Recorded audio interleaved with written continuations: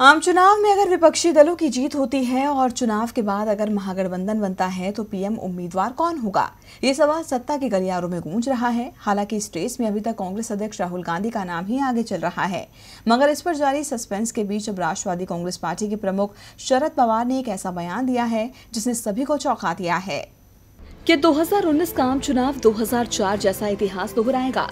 क्या आम चुनाव के बाद पीएम पद का चेहरा बदल जाएगा?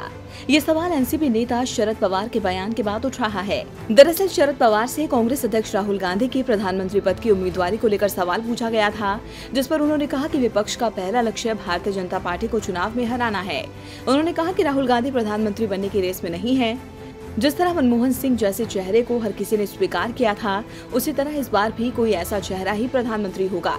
शरद पवार के इस बयान ने सियासी गलियारे में हलचल पैदा कर दी है, क्योंकि अभी तक कांग्रेस की तरफ से पार्टी अध्यक्ष राहुल गांधी के नाम को ही आगे रखा गया है।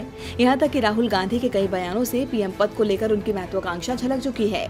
ऐसे में माना जा रहा था कि अगर कांग्रेस पार्टी ज्यादा सीटें लाती है और महागठबंधन बनता है तो पीएम की रेस में सबसे आगे राहुल गांधी ही होंगे।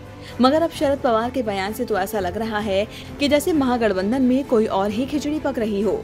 पवार का यह बयान 2004 के चुनाव की याद दिला रहा है, जब देश में कांग्रेस पार्टी 145 सीटें जीत कर आई थी, जबकि बीजेपी को 138 सीटें ही मिली थी। उस वक्त कांग्रेस ने साथी पार्टियों के सहयोग से सरकार बनाई थी। बताया जाता है कि उस समय सोनिया गांधी का नाम पीएम पद की रेस में सबसे आगे था।